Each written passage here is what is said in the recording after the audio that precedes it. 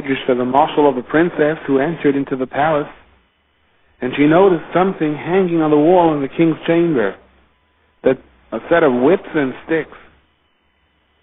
She right away started to shiver in fright. The king noticed this, and he said to her, "Don't be scared. Those are for the avodim and the shvachais. For you, however, all you should see over here is a tremendous feast, the drink, the simcha, the joy." Kach, says the medrash, Kivan sheshama Yisrael pashas negoyim, they were very frightened. Amalei Moshe, no, don't worry. Elu le'umas ha'olam, avo atem, but for you, lechol v'lishtes u'lismayach. Now this medrash is extremely difficult to understand. The halachos of tziras don't apply to the Yom HaSu'olam, just like they don't have most of the other halachos of Tumah and Tahara. Not only that, but a ger who has negoyim prior to his geirus doesn't have to be concerned with them. So what does the medrash possibly mean over here? Don't worry, Klal Yisrael, about negoyim. They only apply to the Yom HaSu'olam, but they don't apply to the Yom HaSu'olam. They don't even apply to Klal Yisrael outside of Eretz Yisrael. As the Ramban explains, this whole inyan of negoyim has absolutely nothing to do with any kind of natural phenomena. It is nothing you can find in any medical book. It is merely a concept.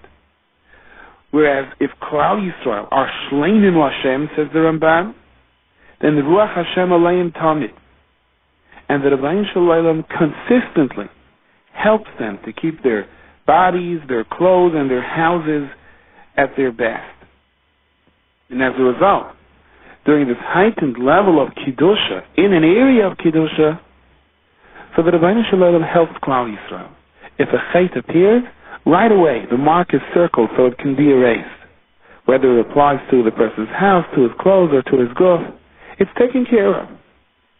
The marshal, a king or a president, who's constantly in the public eye, so he has a special team of people that take care of his clothes, that are careful.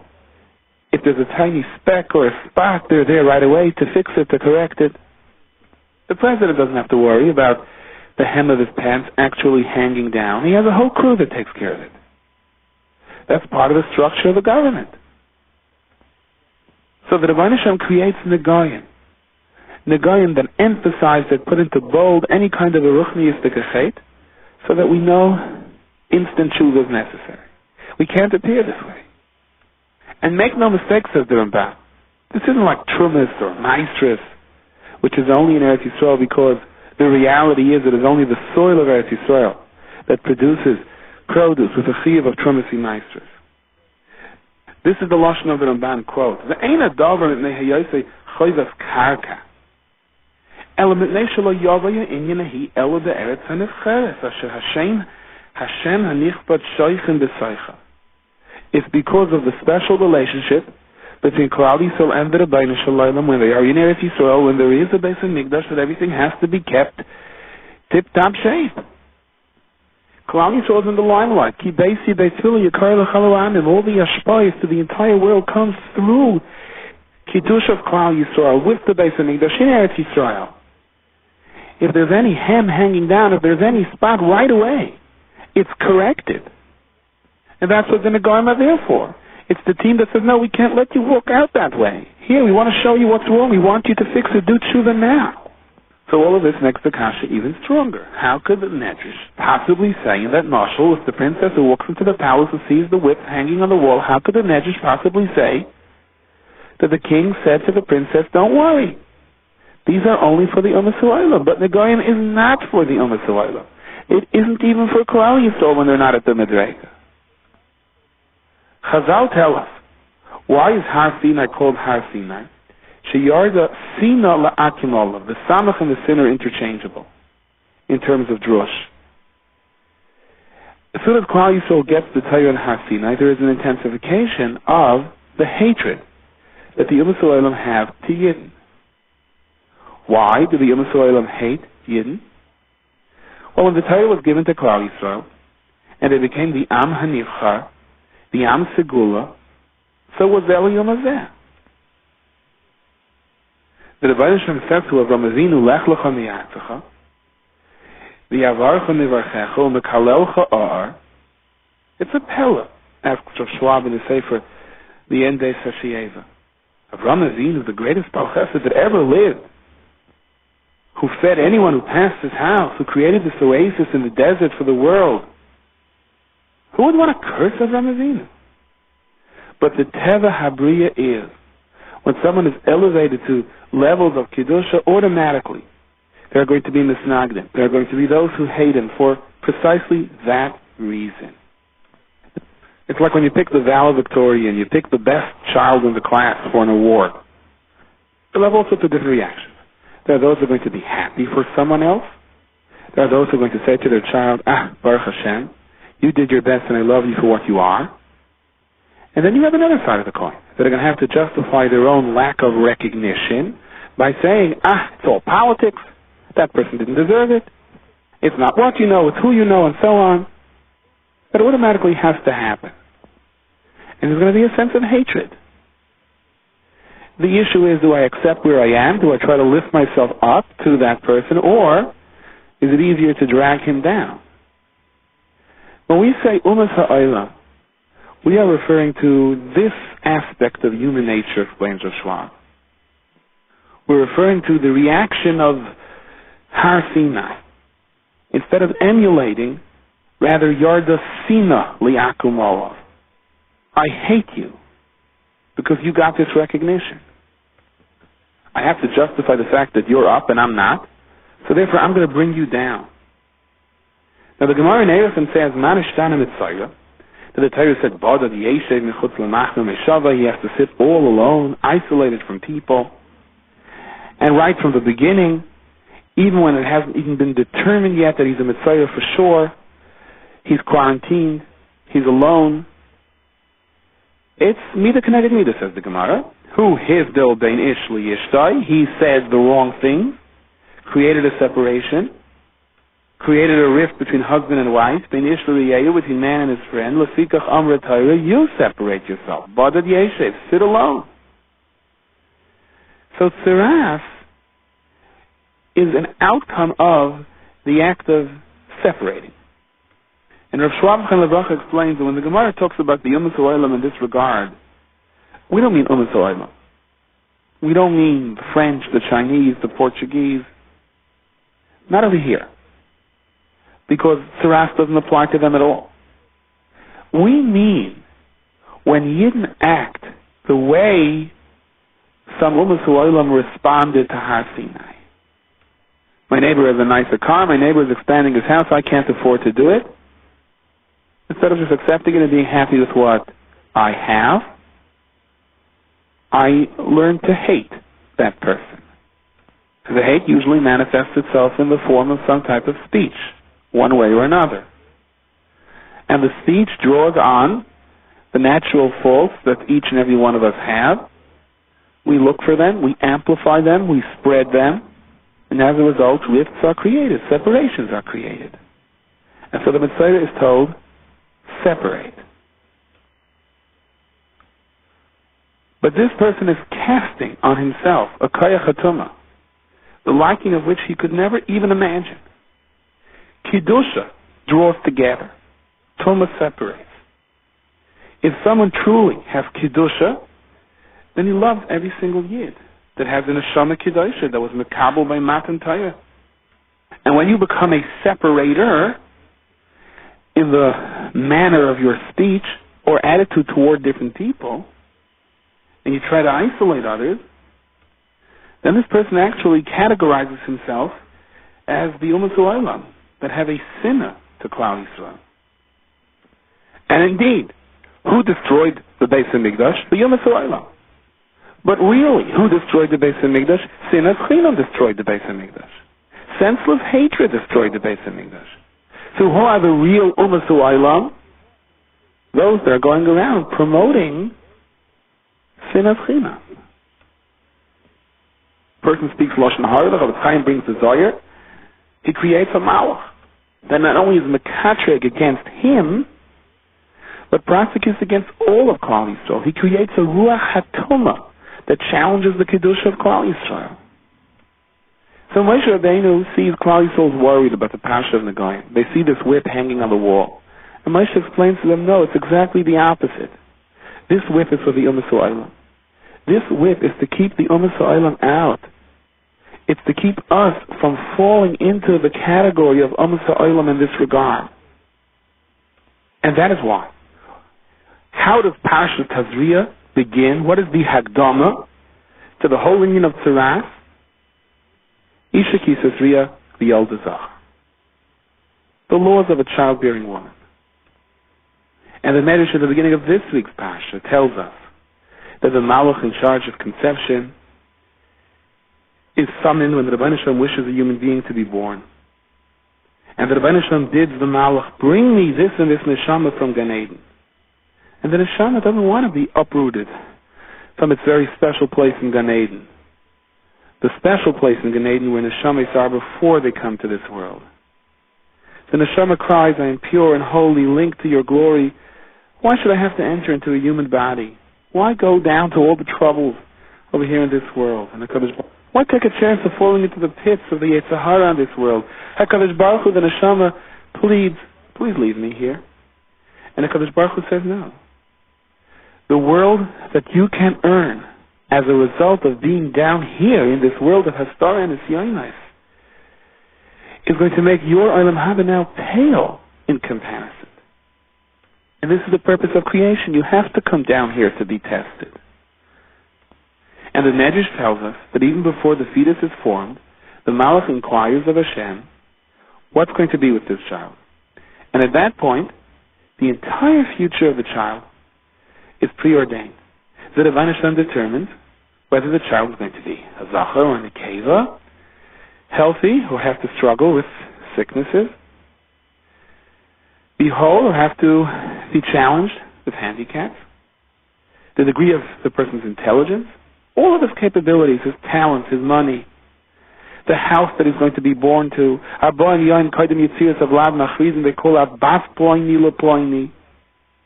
Everything. All the places where the person is going to live, including the place where he's going to be buried. Everything is preordained, except, of course, for one question, and that is whether the person is going to be a tzaddik or a rasha. That is going to be up to you, the Malach says. Now, why is this Medrash, why is this Parsha of Isha Ki Tazria the Hagdama to the whole union of Tzaras? How does it all fit in together? The answer is simple. Why does one person hate another? Why is one person jealous of another? Why does one person feel bad that so-and-so has and I don't? Because somehow we believe that so-and-so must have taken it from me. I deserve it as much as that person does. How come he or she has it and I don't? So we begin to view this in our minds as if we were robbed. We were victimized. Now imagine people are getting together and they're going to act in a play. And every single one of these actors are going to be rewarded very handsomely. They're going to be the best paid people in the world. And the director sits down and he's giving out the parts. And he has one team of people paint a scenery for one person of a beautiful palace. Another group of people paint a scene for another person of an old shattered house. One person is going to be given by the costume people and the makeup people the attire of a king, of a prince, and the other of a pauper. Can you imagine if the pauper begins to scream and he says, "This is absurd, this is ridiculous. This person over here who works together with me, he gets to be so rich and I'm so poor. I quit. I'm going to kill him.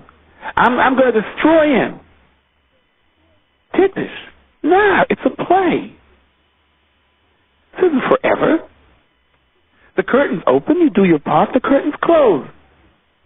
Your reward is based on how well you perform your part. Now, whether you played the part of the rich man or the poor man is completely irrelevant. It's just for the couple of hours. It's all transparent. The main thing is what you walk away with. Now, if a person understands it that way, I was given this part in the play that I live in such a kind of a house, and my neighbor was told something else. He has to live in that kind of a house. He has his nisyanis, I have my nisyanis. And after the play is over, the real life has absolutely nothing to do with which part I had, but rather what I did with my part. If a person understands that, then he has learned to deal with the Parsha of Negoyim. That's why this is the Hagdama to the Parsha of Negoyim. You see what Negoyim are? You see how homes can be destroyed, how clothes can be destroyed, how the human body can be destroyed as a result of jealousy and hatred, as a result of not knowing how to react to the perception that someone else is having it better than I am, and someone else is always having it better than you are because it's someone else. What are you doing before you allow these emotions to take hold of you? Stop and think, what is this world anyhow? Is it anything more than a play? So HaKadosh Baruch Hu declared before that person was born that he's going to live in that kind of a house. He's going to have his or her nisyanis and difficulties, and you have your scene to play. In the final analysis, when the actor is going to get the check, it's going to depend on how you responded. It has nothing to do with whether you were assigned the rich or the poor role. It's irrelevant. It's not a busha for an actor if he gets to play the role of a poor person. He's poor and someone else is dressed rich. Everyone knows. This is just a play. We only came here to see how they respond. That's how we're going to judge their abilities. Adrabah, the more qualified actor, the one who has a greater career ahead of him, may be given a more difficult role because he can bring out the emotions properly. And that's the Hakdama to the Parsha of Negoyim. The whole threat of Negoyim, this whip that destroys us because of the sin and the hatred amongst us, is only because people don't understand the first Parsha of Yishakis Azriya V'Yeldazacha, that no one is taking anything that doesn't belong to you. What are you jealous about? What are you angry over? It's foolish. The emissary's Parsha Shmini ends with the halachis of kashrus. Tazria Mitzayra begins with the halachis of Negoyim, but Yisrael Salanter says to remind us, just as it is important to be careful what goes into your mouth, it is equally as important to screen what comes out of it. But in order to screen what comes out of it, you need this Hagdama. You need the Hagdama of knowing that nothing happens by chance. No one has anything that really belongs to me. And if we can all learn to do this, then the whip in the marshal of the Medrash really has absolutely no shaykhs to any yid whatsoever. When the Rebbe Rabbunim was a young man, he used to travel around a lot. He was officially a tzeicher, a businessman. He used this as a way of being makar of many, sometimes even went into questionable places. And he pulled out many people who were living questionable lives. Later there was a come from the most erlich people in Klal Yisrael. Well, the Rebbe Rabbunim said that he picked up a lot in those days. For example, they were once in a certain inn. The other business people ordered supper and they started to eat, and the Rebbe Rabbunim stopped them. He said that he wanted to check something out about the kashrus. And he went over to the innkeeper and he began to question him about where he got certain ingredients. And the innkeeper got angry. And he said, I've been listening to you people talk. You're so worried about what goes into your mouth. Why aren't you equally as worried about what comes out of your mouth? And the Rebbe Rabbunim said he's right. It was worth traveling around all these years to hear what that innkeeper had to say. He is right. We shouldn't let down our guard about what goes into our mouth, but we definitely have to increase our guard in terms of how careful we are as to what comes out of our mouth. And Yisrael Salanter said that that's the connection between the end of Parashat Shmini and the beginning of Parashat Tazria. The end of Parashat Shmini discusses the halachos of behemoths, which are kosher, which aren't. And that is followed by Tazria and Mitzayra, which deals with Negoyim. Negoyim comes primarily because of Lashon Hara. And the Torah Kedusha says that Yisrael Salanter is clearly making the point. Of course you have to be careful about what comes into your mouth. But you have to be equally as careful as to what comes out of your mouth. The Ramban in one of his letters explains the connection between the end of Parshas Shmini and the beginning of Parshas Tazria this way. He says that Parshas Shmini ends with the halachis of behemoth tmeis, shrotzim, rumasim that are aser to eat. Parshas Tazria begins with the halachis of tumah by childbirth. The connection is to tell us that if one is not careful with the food that he consumes, that has an effect on his children. In other words, there's a natural amount of tumah that every child born in this world has to fight off. As much as we're going to try to cleanse the environment of a child and raise him b'kedusha, he's going to have to be trained how to fight his yetzer hara. If the parents are not careful with kashrus, then the battle for the child is going to be much harder. And that's the connection between the parshiyos over here.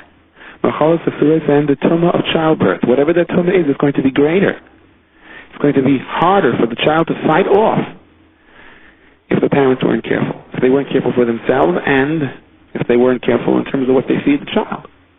Now, it would appear Rabbi Yisrael Salanter's Vart and the Ramban's explanation of the connection between the end of Parshas Shmini and the beginning of Parshas Ki Savo are totally unrelated. But they're not. If a child grows up in an atmosphere of Lashon Hara, if he sits by the Shabbos table and he hears so-and-so in shul did this and so-and-so in shul did that, and he just gets the kind of feeling that the thing to do to have fun is to make fun of someone else or to catch up on the latest gossip, that child grows up to be a different kind of a child. His perception, the way he looks at things, the way he perceives things, the way he observes things, it's in a completely different kind of a fashion. He develops a certain kind of cynicism. He develops an attitude of looking around and trying to have some fun by making fun of someone else. That's his whole social structure. That's how he makes friends, only by making fun of someone else. That's his idea of a good time. And you see it by children. And sometimes you make that connection between children and parents, and it becomes very clear. There are certain children that will never accept any kind of authority in their life because they were taught from day one to make fun of authority. If they grew up hearing at the table that this Rav did this and that Rav wants this from me and how dare him even ask, and the father or mother or whoever is sitting by the table is making fun of the Rav in your own shul, so you're not just making fun of the Rav in your own shul. In the eyes of the child, you're teaching him how to look at all Rabbanim. You're teaching him how to look at all his Rebbeim. You're teaching basically him how to not look at anyone who is going to try to direct him. And especially if later on someone's going to tell him to do something that he doesn't quite want to do. So he has it within him. It's inherent.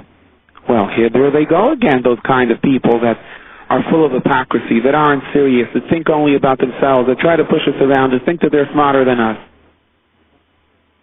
And then we wonder why sometimes people don't listen to Rabbanim. And we wonder why people sometimes don't get along and cannot accept compromises. Because sometimes we teach them to live this way. Sometimes a child will say, I don't understand. Can you please explain it to me again? Sometimes a child will say, you don't know what you're talking about. This doesn't make any sense. Why? Both of them are having the same difficulty understanding something, except that one child was trained. He was trained to basically seek and destroy anything that gets in your way or anything that bothers you. Laugh at it, make fun of it, turn around to the people that are around you and express your feelings. And if you get a good... Then you have another child that was taught exactly the opposite, that if you have a difficulty, work on it. If something isn't going your way, see how you can somehow press things out. See how you can realign yourself. See how you can readjust yourself. See how you can work harder. So again, the Ramban's Vart and Rabbi Yisrael Salanter's Vart, it's really all the same thing. It all ties in together. Parshas Shmini finishes with Machalis Asuros. And Parshas Tazria begins with the birth of a child. And eventually Negoyim, the trouble that a child runs into, the tumah that a child has to deal with, and so on.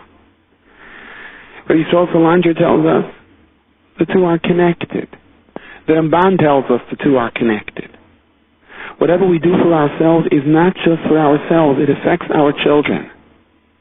We eat the wrong things, it's going to have an effect on our children. We say the wrong things, it's going to have an effect on our children.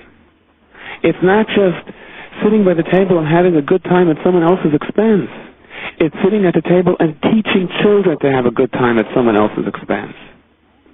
And if your feeling is what's wrong with that, well, children don't always know how to draw the line.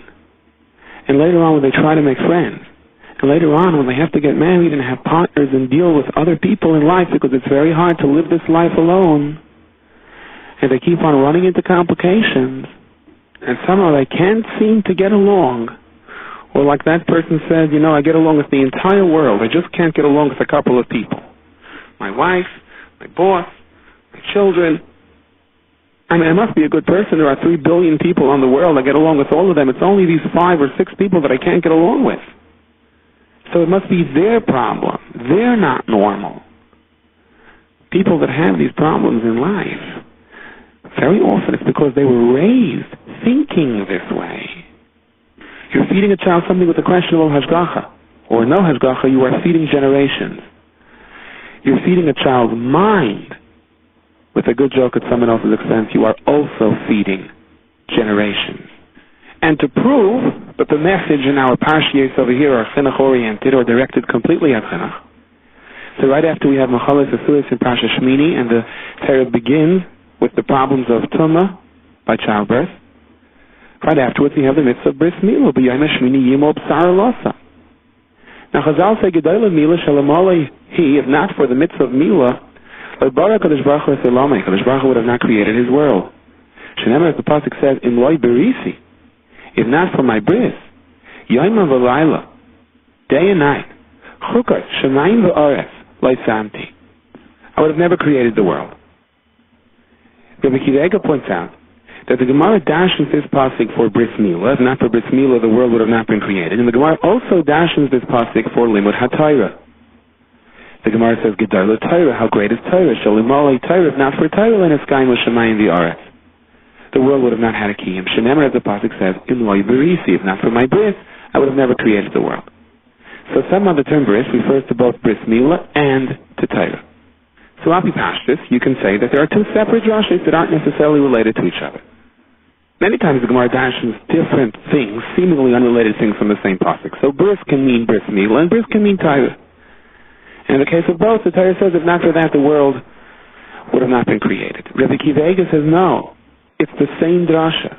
The 2 are directly connected to each other. The bris milah, the chetzonius, the physical bris milah, paves the way so that the person can be mekayim the other bris milah. You see, there are 2 arlas. There's the arla on the makam hamila, and there's the arlas halev that the Torah talks about. The Torah talks about bris milah physically, to fulfill the mitzvah on the 8th day, and the Torah also talks about umaltem es arlas levavchem, cutting off the arla, the thing that stops up our heart from really feeling what it ought to feel, from it really being sensitive, what it ought to be sensitive to. You cannot teach Torah to a child unless you have trained the child how to shave away and cut away the arlas halev. Until you've trained the child to be machni himself, to listen, to want to understand, to deal with problems, that it's not the other person's problem necessarily, but it's my problem, I have to work it out. All of this is essential for limud haTorah, for real limud haTorah. So when the Torah says, if not for bris, the world would have not been created, that means bris milah and limud haTorah, the 2 are connected. One without the other doesn't work. So in loy berisi, if not for the mitzvah of bris milah, then yom v'layla, then you will never be mekayim the mitzvah of higisa b'yom v'layla, of studying Torah both by day and night, says Rabbi Kiva. And we know what the Mefarshim say. The higisa b'yom v'layla, work in Torah both day and night. Day means when things are going your way, and layla means when things are not going your way. Dark times, difficult times, the ups and downs of life. If you don't give the child the proper chinuch, then he will not make it through that layla. And the Rebbeinu Shem says, this is how I created the world. There is day and night. And if you can't deal with the day and night, then you can't deal with the world at all. The Medrash asks, Lama hatinik nima laches, why is the baby circumcised on the 8th day? And the answer is because the Kadosh Baruch Hu had rachmim on the child. The Kadosh Baruch Hu waited until the child has enough strength. Ukashem shirachmav al ha'adam, just like the Kadosh Baruch Hu had rachmanis on the person, kach rachmav ala behema. Shenemar, the pasuk says, miyayim hashmini v'hala yiratze. Now this is l'chayr difficult to understand. The pasuk says that you can't take a carbon until the baby animal is at least 8 days old. Fine. And what happens after the baby animal is 8 days old? You take it and you shecht it. So it needs koyach for that? How do you compare this to the bris milah? So the Pashik Shari is, the Rachmanis on the behema isn't the Rachmanis on the behema, on the baby behema. The Rachmanis is on the mother. When the baby animal is born, it's very connected to the mother. If you would take it away before 8 days, it would be a terrible pain for the mother. As the animal matures, even though it's only 8 days old, the mother does not feel that much of a connection to the baby animal. So therefore, the Medrash makes the analogy. HaKadosh Baruch Hu had Rachmanis on the baby boy, and HaKadosh Baruch Hu said, wait 8 days until he can endure the bris milah. And then HaKadosh Baruch Hu also had Rachmanis on the mother of the animal and said, wait 8 days before you take the baby as a carb. But the Enes, where's the analogy over here? Where's the connection? One is Rachmanis on the child, and the other is Rachmanis on the mother. Besides the fact that in both instances you have to wait 8 days, what connection does one have to the other?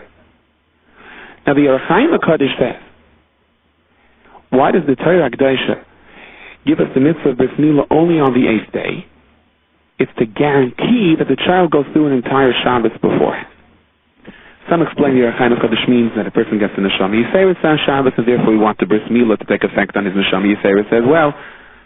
But the Orach Chaim HaKadosh seems to be saying that there's a certain nefesh, there's a certain shleimus that every child receives when the child goes through its first Shabbos on this world, and as a result it has the chizuk to deal with the bris milah. Now if that's the case, why not wait 7 days? So the Avodas Yisrael from the Kazim from Maggid brings, the problem over there is that it wouldn't guarantee a Friday night. And the particular Kiddusha that prepares the child for bris milah is the Kiddusha of the Friday night Suda, which corresponds to Yitzchak Avinu. Yitzchak was the first one who had bris milah when he was 8 days old. And therefore we make the Shalom Zachar Friday night. Various different reasons for the Shalom Zachar, but this is one of them. Friday night the child receives a certain shleimus, a certain sense of being completed in terms of the child's neshama, so that it is now stronger, more relaxed, and ready to deal with difficulties. The various different bris milahs in life, where often we have to cut away the Erlus Alev, sometimes at the expense of what we want. And so that's why you have to have 8 days, because if the Torah told us to do bris milah on the 7th day, it would guarantee Shabbos, but it wouldn't guarantee Leil Shabbos Kodesh.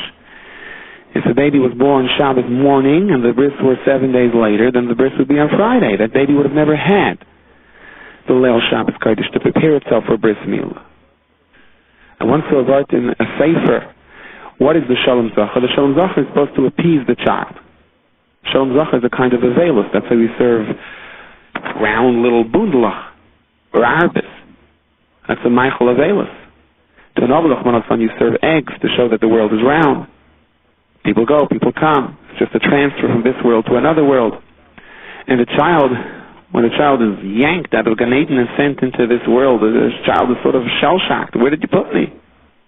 So the Shalom Zachar is to appease the child. How does the Shalom Zachar appease the child? Say once in a while, because when the child comes down to this world and he sees, or perceives, or feels, or its neshama feels the difficulties of this world, the pain is immeasurable. From the most secure place in Olam Haba to this dangerous world. But then when he sees when Yidden get together Friday night and you sing some zmiros and you exchange some divrei Torah and you mechazik each other, when he sees the greatness of that, of what good friends can do for each other, that appeases him. Because this you can only do down here in this world. But getting back to our kasha, what does the Medrash mean? HaKadosh Baruch Hu had Rachmanis on the baby and HaKadosh Baruch Hu had Rachmanis on the animal. How can you connect the two? The Rachmanis on the animal is the Rachmanis on the mother. The Rachmanis on the baby is the Rachmanis on the child itself. And the answer is, if we look at this parsha for what it is, for what the Mefarshim are crying to us that it is, that it's the parsha of chinuch. It's the parsha that teaches us whatever we do for our child, whatever we expose our child to, is going to have a direct effect on the battles that every child has to endure as he grows up. So it's all connected. In terms of an animal, in order to ensure that there is animal life, HaKadosh Baruch Hu put into the nature of an animal, sometimes only for the first couple of days, that the mother cares for the child and has a tremendous amount of love for the child. And sometimes, especially when it comes to animals, the mother only has a couple of days to teach the animal all of the instincts that that particular type of animal needs to survive. When it comes to a child, we're taught the same thing. HaKadosh Baruch Hu gave us the mitzvah of bris milah. Besides for the physical mitzvah of bris milah, it is a reminder to us we have to prepare our child to deal with the various different orlos and difficulties in life. And we have to do that by creating the cleanest environment possible for our child. The food should be clean, the word should be clean, and more important than anything else, the attitude should be clean. HaKadosh Baruch Hu put into the nature of animals that the mother holds on to the child long enough to give the animal what it needs to survive. HaKadosh Baruch Hu put into the nature of the baby that its neshama should perceive the Shabbos, to prepare it for bris milah, to prepare it to fight for the orlos. And HaKadosh Baruch Hu is giving the message to the parents that as the child grows up and there are continuous orlos that have to be cut away at, the way we have our Friday night sudais, the way we deal with the incoming Shabbos, the way we treat each other as Shabbos comes in, that kind of life that the child is going to see for himself, that is going to pave the way to help the child deal with the challenges that lay ahead. If the food is right and the attitude is right, then the bris milah prepares the child to overcome any possible nega that life will throw in its way. I must confess that amongst many different faults, one of the things that I am not necessarily proud of is that I don't know how to spell. Baruch Hashem, most of my experience has been with tapes, and one doesn't have to spell on a tape. But often when one has to write a letter, and the ability to spell correctly is not from your better qualities, so the misspelled words can be embarrassing. But now, Baruch Hashem, with technology, one has an ability to type, and if there is a misspelled word, you're shown right away that the word is misspelled. Then after you misspell the word enough times, but if you're forced to correct yourself, so practice makes perfect, or at least near perfect, and eventually you start spelling at least some of the words correct. Of course, that doesn't guarantee that you use the word in its proper context. You can use a correctly spelled word in the wrong sentence structure, but that doesn't stick out as much. And I was thinking to myself, wouldn't it be beautiful in life if you can have a spell check that rings every time you make a wrong decision, every time you say something you ought not to say, every time your attitude is misguided? Wouldn't it be nice if something would ring and you would be alerted to check yourself, and you would be told, please correct that, correct what you said, correct what you're thinking, correct what you plan on doing, correct your feeling on this. Your anger is unwarranted. Your jealousy is stam rishus. Your fears depict a tremendous lack of bitachon.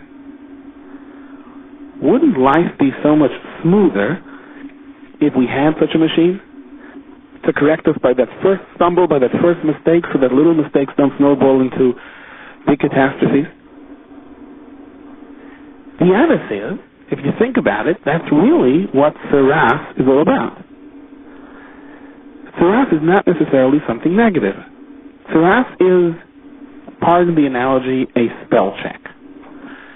Saras is a reaction to a mistake, where you are informed you made a mistake, go back, analyze, and correct it.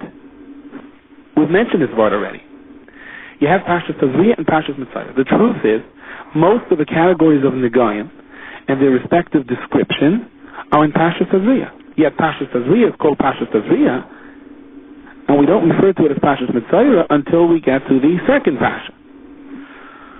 Why is that so? Because Parshas Mitzvah begins not with a description of what the nega is. It begins with an explanation of how the Mitzvah does tshuva and how his tahara process can be employed in order to be able to bring him back. So we don't want to use the term Saras or Mitzvah yet in Parshas Tazria. Parshas Tazria is the ringing of the bell. It's the red mark. It's the body's natural reaction that we were zoicha to be in Hamikdash to alert us. You spelled something wrong. You said something wrong. You did something wrong. You're thinking something wrong. And when that happens, and you have to go through the whole process of Tzara, it appears very frustrating, threatening.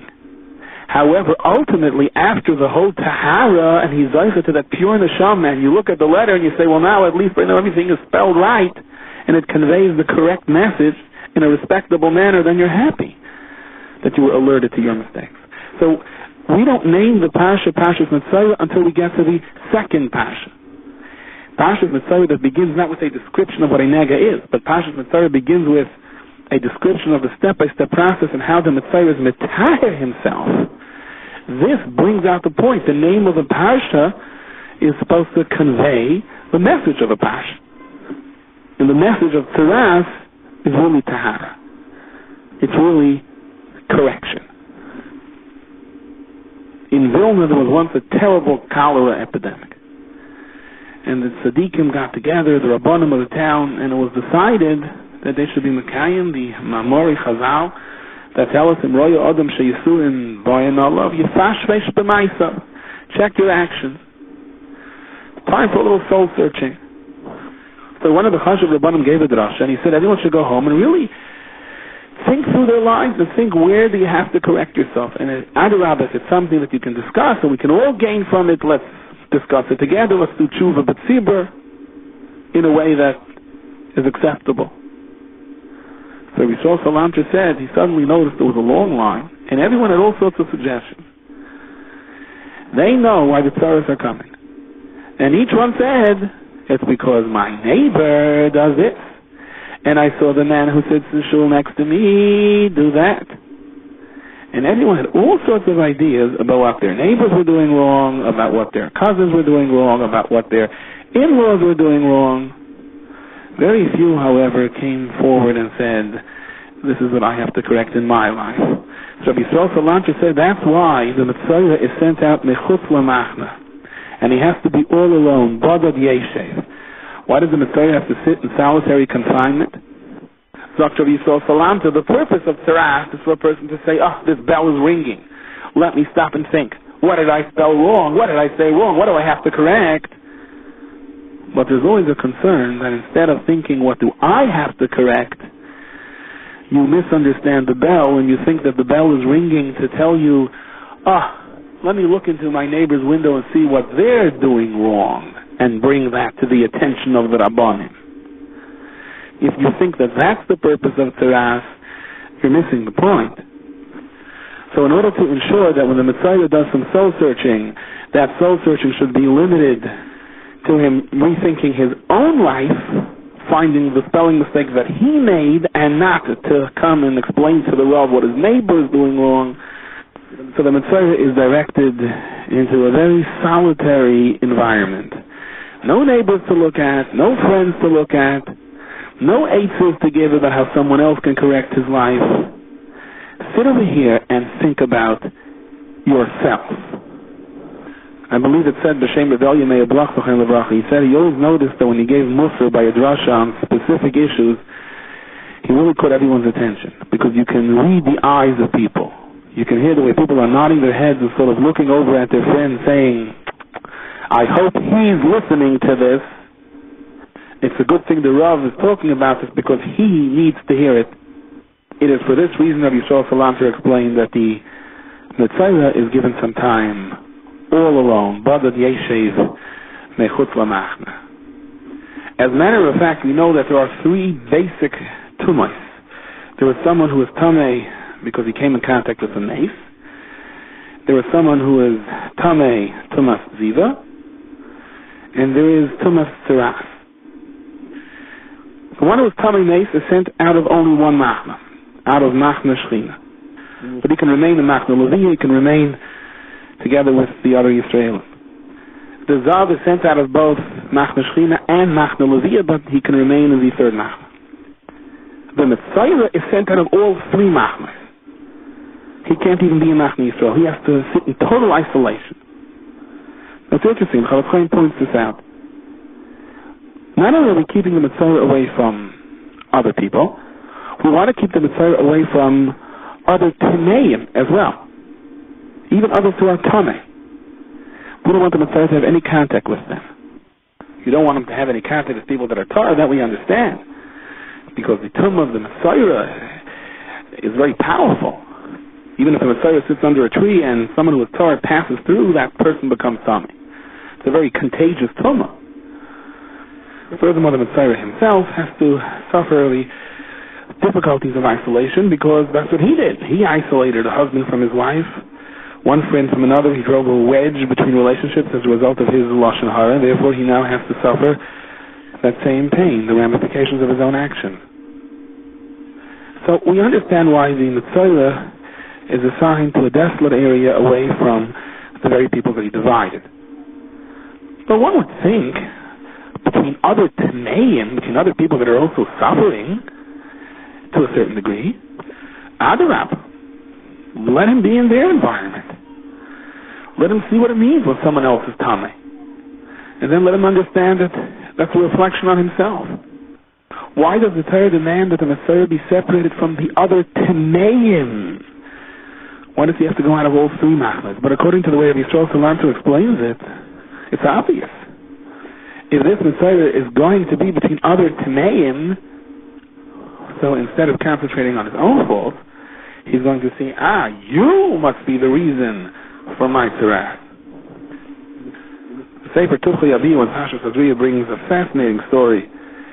He says that the Chazayin Ish and several other Rabbanim were once sitting in Bnei Brak by a Shabbat Brach.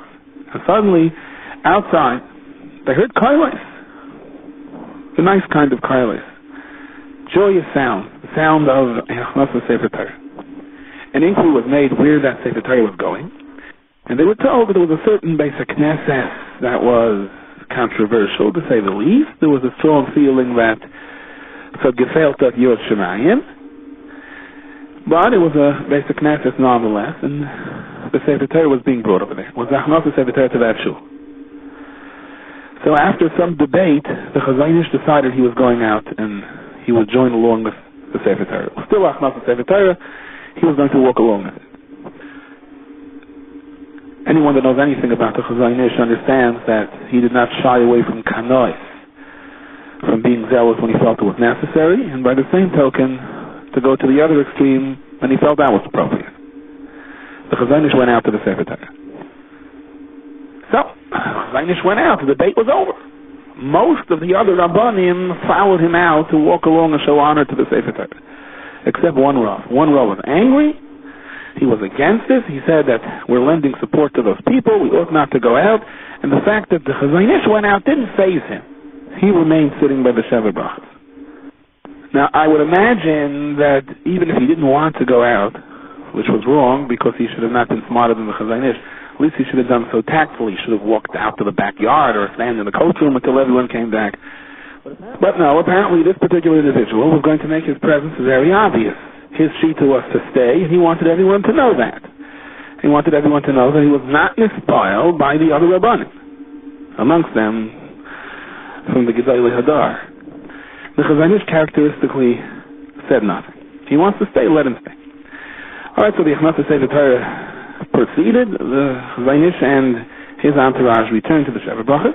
Then it came time for the Shabbat Brachas. And the father of the Chassin was Mechabed, this particular Rav who remained behind with the bracha of Asher Yotzer Esa Adam B'Tzalmai. And he started making the bracha, and he accidentally said Asher Yotzer Esa Adam B'Chachma, starting to make the bracha that one is supposed to make after he relieves himself. Alright, so there was a little chuckle in the crowd, then he returned after he was corrected, and he started the bracha again. Interestingly enough, apparently in his own haste, or being embarrassed didn't let him think straight, he made the same mistake a second time. Asher Yotzer Esa Adam, instead of saying B'Tzalmai, he started saying again B'Chachma V'Orvei Nekavim Nekavim. So now people had a more difficult time hiding their laughs. So he tried a third time, and he made the mistake a third time. He took a wrong turn after the words Asher Yotzer Esa Adam, and for a third time began the bracha that one makes when he leaves the bathroom. Now, this Rav was not a clumsy person. He was not a shlomazel. He was not an absent-minded professor. And you can argue that he was so embarrassed by the first time that he kept on thinking, how could I have started saying Asher Yotzer Esa Adam B'Chachma? With that at the tip of his tongue, he repeated it a second time and a third time. But somehow, the people that were there understood this differently. They read the story differently. The Torah was Tovea, it's covered. You were Mavazah the Kvoid HaTorah. So if the Torah passed by, you refused to go out. You had a taina, it would send the wrong message to that place of Knesset. But you had over here a Sefer Torah itself, you had the Chazon Ish, whose Das Torah was to go out. And you were smarter? You claimed that your decision-making process and your ability to analyze things is better than that of the Chazon Ish. So it sort of all blew up in his face. I can't think of a more embarrassing way. So now think about this for a moment. And it would seem that his particular Einish was Midah Keneged Midah. It was very appropriate. How does Pashas Tazria begin? Isha ki Tazria v'yol d'zachar. In other words, the essence of life, the Yitzirah, the creation of man. And we have in this week's Pasha all the Midrashim about the wonderful miracles of childbirth and how HaKadosh Baruch Hu put into Teva that the human body is created and recreates itself. In addition, the lesson that at the end of Pasha Shmini you have the halachos of animals, only at the beginning of Pasha Tazria, the halachos of the human being, to tell us that if we are Zaycha, then we are ahead of the animals. And if we're not Zaycha, then the animals are before us. At least they're not accountable for their theirs. That's why the human being was created after all the animals by Sheshes and Mevirashis. So basically we're talking about the Yitzirah of Adam at the beginning of our Pasha. And right afterwards you have the whole sequence and the Seder of the different types of Negoyim. What is the connection? The connection is that HaKadosh Baruch Hu is telling us, I created you. Why did I have to create you? You have all the heavenly spheres, you have the Malachim, the Rebbeinu created them as well, but why did HaKadosh Baruch Hu have to create the human being? Because I put you into an environment where I know that human nature will drag you in the opposite way of Kiddusha, and every human being naturally is vested with all of the negative traits, gaiva, gossip, we're self-centered, and HaKadosh Baruch Hu says, now, go out there and be mechanech yourself, be mechanech your children, study your mistakes that are inevitable, correct them, and as a result, you have mastered the purpose of creation. And I can give you a schar that no other nivra is worthy of. So the beginning of the Pasha talks about the creation of man, and the rest of the Parshiyos, for the most part of Tazria and Mitzayra, are the instructions how man can fix himself and correct himself and achieve what the purpose of his creation was. So when you run into little troubles and difficulties in life, don't be frustrated. But this is what HaKadosh Baruch Hu wants. HaKadosh Baruch Hu says, analyze why this difficulty came and correct yourself. This is the greatest bracha and the greatest matana. Now, think about this story, and it all seems to make a whole lot of sense. This particular individual refused to be mevatel his das to the das of the Chazon Ish. I'm smarter. One of the things the Messiah has to do is allow himself to be brought to the Kayin, v'huva l'Kayin, and be machniya himself. Okay, Kayin, you're smarter than me. I want to correct my gaiva. Tell me what to do. This individual couldn't get himself to do that. He may have been insulted that he wasn't successful in impressing his opinion on others, and therefore he said the Chazon Ish is not smarter than me. I'll do what I want. So in Hashemayim, what did they show him? Asher Yotzar Adam. Let's go back to the beginning of the parsha of Isha Ki Tazria. Asher Yotzar Adam, the bracha that we make after we relieve ourselves, is the bracha that describes the shvach of creation, the marvels of the human body. Just like Isha Ki Tazria, the Yol Gazach, and all of the midrashim that are associated with it. But Negoyim is supposed to correct that. And if you're not willing to correct it, so they sent him back to basics. Let's start all over again. When they once came to the Satmar Rav Zecher Tzadik Levracha and asked that there was both a Bar Mitzvah Bracha and a Chassan, and they were a little tight with Aliyahs, who gets the Aliyah first? The Bar Mitzvah Bracha or the Chassan? The Satmar Rav smiled and said, well, whoever's older should get it first. Alluding to the minig amongst Chassidim to marry young. But the truth is, this is an issue that is discussed. This week, of course, is the Pasha of Bris Milah. The great Goyen of the Tzal HaKoyin Mezona, the Mechaber of the Mari Kohen Al Shas. When he was 11 years old, he was already a baki b'seder moyed v'noshim. Gemara, not just Mishnayos. He learned with great eons together with his father to be so Moshe. And there was someone who had a daughter who wanted this 11-year-old for his daughter. And so he pressured his father to already tie the knot that early, even when he was 11 years old. And he offered the world. When the father of the boy said, why can't you just wait? So the father of the Kala said, I'm concerned, what if someone else is going to step in? I see this boy and I know what he's going to grow into, taking into account what he already is at 11. So his father said, B'derech halasa, that this answers the B'siyaisis kasha. No, not the B'siyaisis famous kasha about Hanukkah, but the B'siyaisis famous kasha about bris. The nusach that we say by a bris is Kishem shenichnas lebris, ken yechanes l'tayra, l'chuppah, or l'maisen tayv. That's the bracha that we give. Just like the shal is zeicha to come into the bris, he should be zeicha to tayra, to chuppah, and to maisen tayv. So let's take a closer look at this order. Tayra, chuppah, and maisen tayv. Okay, tayra comes before chuppah. The boy learns first. But why does chuppah come before maisen tayv? Doesn't anyone do good deeds before his chuppah? I mean, if anything, it's the maisen tayvim of a person that determines the fate of a chuppah.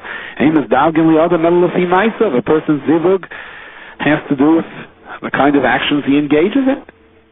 That's min hashamayim.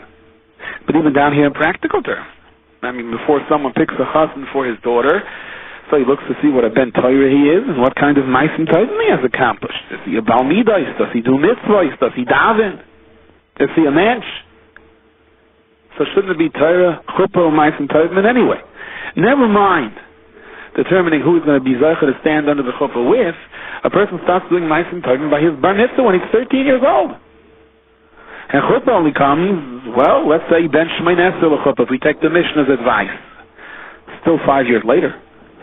So the Tzal HaKayin said to the person that was going to become his mechutin, the person who was pressuring him to marry off his son or to announce the engagement, although his son was only 11 years old, he said, well, you just explained it to me. The bracha that we give to the child by the bris is Torah, chuppah, maisen tayvim. That he should be zeicha to have such a name in Torah that people should pressure a commitment for chuppah even before maisen tayvim, even before he turns 13, even before he gets a chance to do mitzvahs on his own credit. Some explain the bracha, Kishem shenichas lebris ken yechanas l'tayra l'chuppah l'maisen tayvim. When the baby is brought in for bris milah, that baby has no ulterior motive. That baby is kulei l'shma. The baby has absolutely no kavanah over here to try to show off. The baby has absolutely no kavanah over here to try to say, I'm worth more than someone else, I'm better than someone else. It's a baby. It's an 8-day-old baby. However, by the time that baby gets older, and it's time for Torah, chuppah, and maisen tayvim, here the Yetzer Hara wiggles in. And over here we apply the chazal, zacha, if he is zaycha, nasloi samchaim, it's the potion of life. Lo zacha, if he's not zaycha, nasa samamaves. Someone learns Torah, almanas l'kante, to try to show off, to try to say, I am better than someone else, to try to put down someone else. If someone is trapped into a net of arrogance, I am the great scholar, and who do you think you are? The Torah tells us, Lo zacha, nasa samamaves. If you're using the Torah as a ways and means of climbing up what you perceive to be your own honor and stepping on someone else, this isn't the Torah that the Kadosh Baruch Hu wants us to learn. And when it comes to chuppah, and when it comes to maisen tayvim, there's also that danger. Why are you doing it? Are you doing it because the Kadosh Baruch Hu told you to do it? Or are you doing it to try to show off? Are you trying to get mileage on someone else's cheshbon? And the older we get, the more complicated things get, and the more difficult it is to discern between what is sincere and what is the opposite of such. So this is the bracha we give to the child. Kishem shenichnas lebris, just like when you came into that bris. There is no way, at 8 days old, you had a kavanah to try to show off, to try to make a statement that you're better than someone else. We hope that Cain, in that very same manner, Yekanes l'Torah, that's how you should learn Torah, l'chuppah, That's how you should walk to the chuppah with a nice and tayvim. And that's how you should go about doing your good deeds. And perhaps that is another explanation why the nice and tayvim comes after chuppah. If someone is out there lishma, and he wants to learn, and he wants to daven, and he wants to raise a family, his she'ifa, his objective is l'shem shemayim, to fulfill the ratzon of Hashem. And he isn't trying to say, I'm better than someone else. So automatically, this kind of Torah, this kind of a union leads to Ma'is and Tayvim. The term Ma'is and Tayvim denotes that we already see the manifestations of what he did.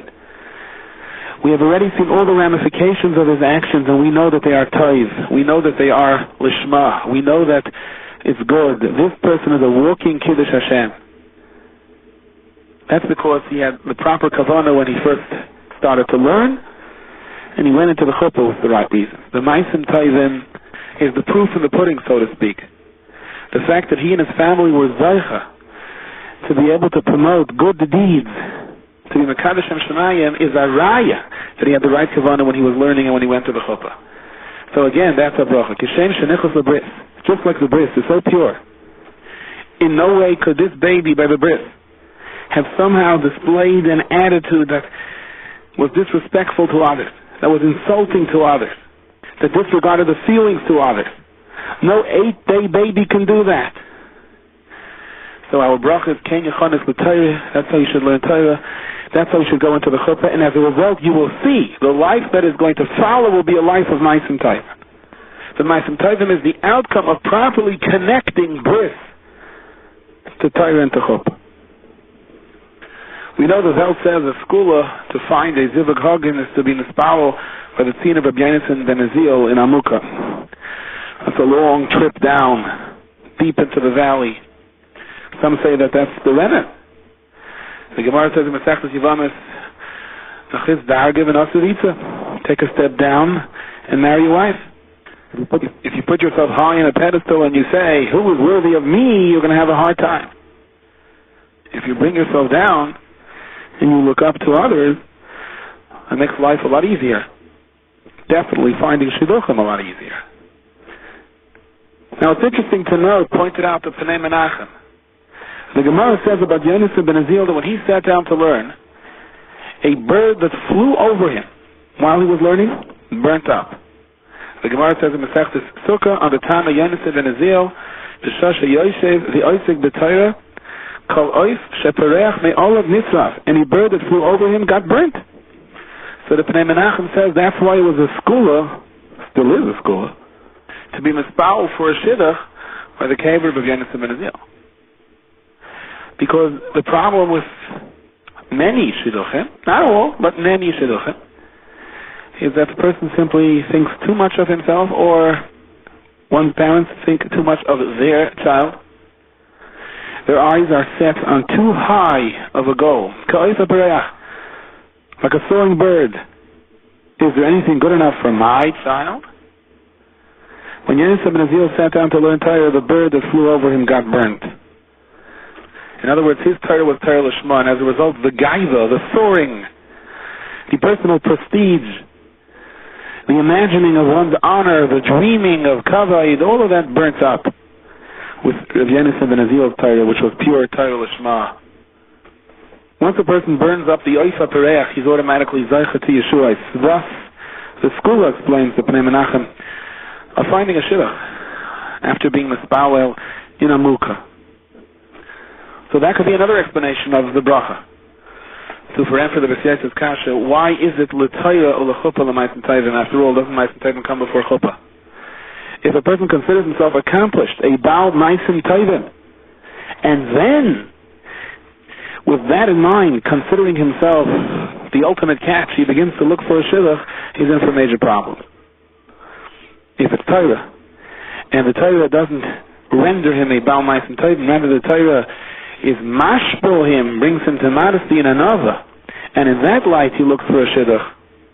Over here, after the chuppah, together with his wife, indeed, he's on a path to Ma'is and Tayvim. But if he considers himself accomplished or overqualified before the chuppah, he's in for trouble. Now the pasuk says, Pasha Tazria, Kapitel Yud Gimel, Pasuk Yudal of the Yoim. He writes by Basar Chayit, the Gemara dashes, Uviyoim, he writes by, on the day that the Kohen sees the nega, there are certain days that the Kohen looks at the nega, and then there are certain days that the Kohen ought not to see the nega. The Gemara says in Masechtas Mayit Katan, the Zayin is days, Yesh Yoim Sha'at Royabai. There are certain days you're supposed to see the nega, but Yesh Yoim Sha'at Royabai. What are days that you ought not to look at a nega? Mikan Amru, the Gemara continues, Chasen Shanara by nega, Noisim by Zayin Yimei Hanishta. If a chas notices a nega, we don't look at it. We say, let's wait out the Sheva Brach. The Kashla Kavadav, in the Sefer Etzi, asks a Mara Kasha.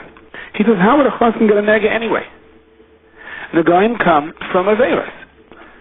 The Gemara in Erechin, Daf Tesvavim and Aleph lists 7 sins that cause tzara, primarily Lashon Hara, but in addition to Lashon Hara, murder, immorality, a false oath, arrogance, theft, being a miser, whatever the case may be. Negoim is a result of chait. But doesn't it say that the Eidishter is moichel? The Eidishter forgives all the sins of a chassan? The Yerushalmi says in Bikurim, the chassan moichel and moichel karav in ha'isef. So he should not have any chatoyim that should result in negoim. So why would it even need a pasuk to teach us that the kohen should wait out the Sheva Brachas and Badafka not see his nega? He shouldn't have a nega to start with. So the answer is, this chazal, that the Eibishter is moichel the averis of the chassan, this means that the Kadosh Baruch Hu is moichel the big averis of the chassan. But what happens when you're moichel big averis is that little averis suddenly are noticeable. It's like after you wash a baguette, or after you wipe the table clean, only then do you begin to notice little scars or little blemishes that you couldn't have seen when it was covered with dust and dirt. And that's the inyan by tzaddikim, the Kadosh Baruch Hu is medagdik imohen kichut asara. Whereas by someone else, he's covered with so much dust or dirt, you never even get to those dakastik averos, those thinner kind of sins, so to speak. The same is true for a chassan. When a person is zeicher to gadlus, when a person is zeicher to greatness, there is always a danger of gaiva, of being just a little bit haughty, that steps in, and it brings out someone's flaws. The person thinks too much of himself, little flaws start popping up. So Adarab, it's because the Eibishter is moichel, all of the real serious averos of the chassan, and the chassan does feel, you know how it is when you say Baruch Nafshi the first time and you put on that talus, you own the world. When you think that you own the world, character flaws, personality flaws, little things begin to become visible. Because the big averos are erased. That's precisely the reason that little things are now noticeable. And he explains, how is it that we are mispal slach lanu avinu kichatanu by the Meir of Matzi and Kippur? We just finished Nila. The Eibishter was just Markov our averos. Slach lanu avinu, forgive us our Father kichatanu, for we have sinned. When did we sin? Okay, some people say that Meir of Matzi and Kippur is so fast that by the time you get to Slach lanu, you already have to do tshuva on it. But seriousness, there must be something more to this. And the answer is Abraham. When the Eibishter is Michael the big averos, then the little averos start showing through. So he brings to the Karmana that the Ramoshl of Shavuska, who was the Rebbe of Melech Sefer, a great tzaddik, once said that when a person puts on the big day loving for Shabbos, their meaning was to wear only white clothes for Shabbos, the Eibishter is Michael all the person's averos. So his son asked him, but you put on your big day love, and then I see you davening Mincha Erev Shabbos, and you mamish cry by Slach Lanu. But the Eibishter was just Michael your averos. So he answered, that's just the point. The Eibishter is Michael your averos, and then you try to climb to higher levels, because indeed the big averos have been set aside. They no longer block you, so you can begin your ascent. But then the little things start coming up. You begin to see things that you didn't see beforehand. Like an esrig, after it turns yellow, you begin to see some of the spots you wouldn't have noticed before. Before, all you saw was a green esrig, but once it starts turning nice and yellow, so little spots that were there before are suddenly visible. In the end, the Siddur Balatanya says that's why we say Tachman after Shemay Esrei. After Shemay Esrei, that we have a kapara, then we have to deal with the Shamnu Begavna, with little things that we didn't get to that until now. So Enochanami, the Eibishter is Michael all the averos of the Chassan. But now that the chassan is walking with a clean slate, little blemishes come through.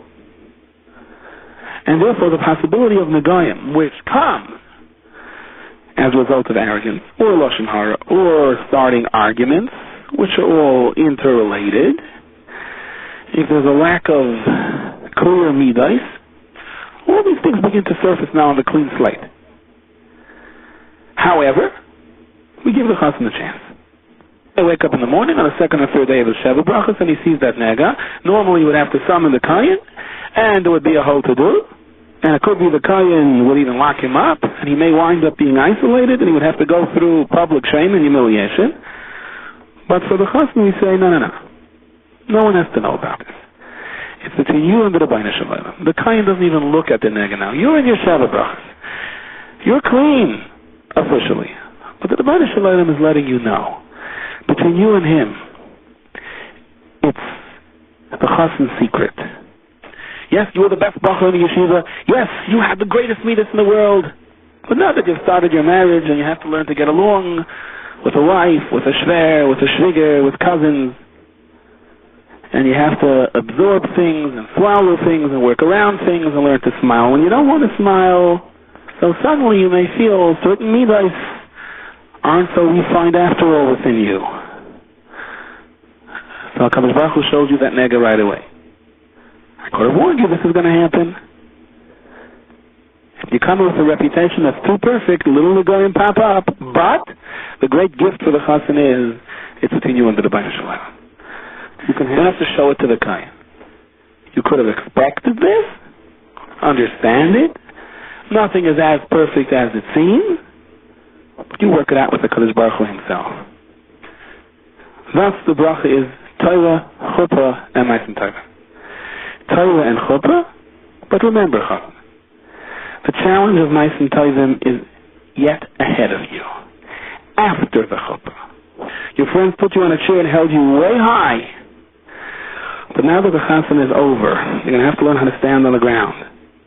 And if you can master Torah, Chuppah, and then Ma'asim Tovim, then you will understand this is the greatest bracha you can possibly wish a child. This shiur is distributed by Kolodas, 11 Stay Chemet Street, Yerushalayim. For donations, please call 02-5383-999. Fax 02-538-0267. Postbox 57035.